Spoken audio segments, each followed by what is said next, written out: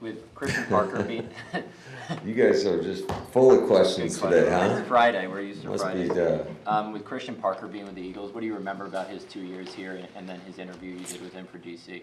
Yeah, I mean, he's a guy that I hold in high regard just by the quality of work that he did when he was here with us.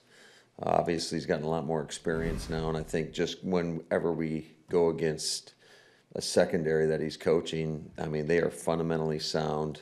They challenge you. So I think he's a really good up-and-coming coach, and I'm sure it's only a matter of time before he gets his opportunity to become a coordinator in this league.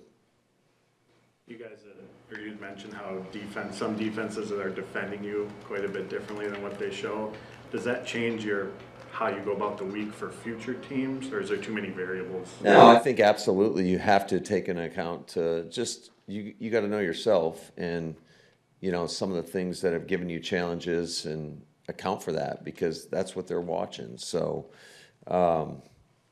you got to have a plan for both, I would say, and then just be able to react and pivot one way or the other. And that's one thing that I've always respected about Vic is they are going to challenge you. They're going to give you maybe some looks that are unaccounted for, but they're more than anything else.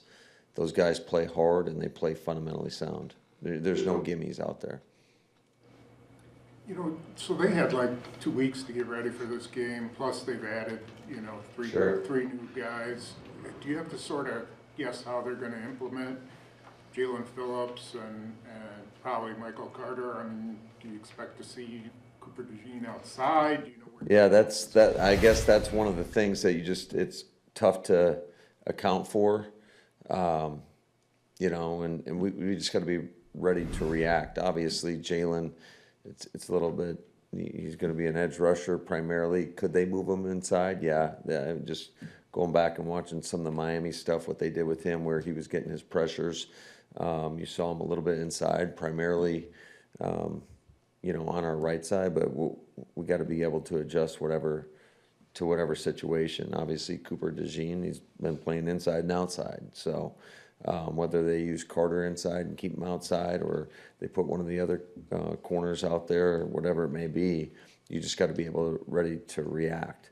I was wondering, similarly, just in general, how different is it approaching a game against a team coming off a bye, and how do you approach that? Do you rely on the film before? You expect there to be differences? How do you approach that? Yeah, I think you got to go with what you see, but it's just like anything in the National Football League. This is why you have to have rules in place for the unscouted looks, which is to be expected, I think, from teams coming off a bye.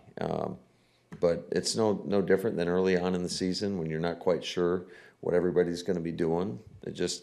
That's why you have to know your rules and trust the guys next to you to do their job. How quickly does it come in a game when you have to rely on those rules? Is it pretty quick when you say, okay, there's some unscouted? No, I think it's every play. Because you're not quite sure. I mean, they could throw a curveball at you, and you got to be prepared for that. And that's why every play you got to be dialed in and know what your rules are and react accordingly.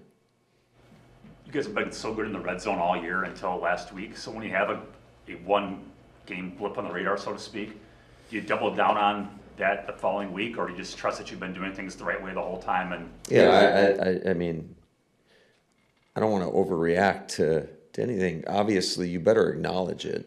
I think you acknowledge that it happened, and then you try to take the necessary steps to not allow it to happen again. I mean, I think about just, not to rehash it, but like in the first half, we got down there 3 times and had 6 points, and you had a fumble, you had a drive-stopping penalty, and you had a 2-minute situation where you might attack it a little bit differently. And then in the second half, you got a turnover on downs and another field goal, or a touchdown. So, you just don't want to overreact to that. You got to consider the situations and trust your process and how you go about doing it. Who do you think you are with how many snaps Josh Jacobs can take? Not how many carries, but how often you can have him on the field from both a health standpoint and how much you would want to keep him in, because I assume he's a threat even when he's not. Yeah, absolutely, 100%. I think that's always the balancing act that you have to play each and every week. You know, he says he feels great, so that's a big plus. But yeah, we're definitely a different team when he is fully involved with our offense, and we got to make sure that he's a focal point, whether we're getting them the ball or not.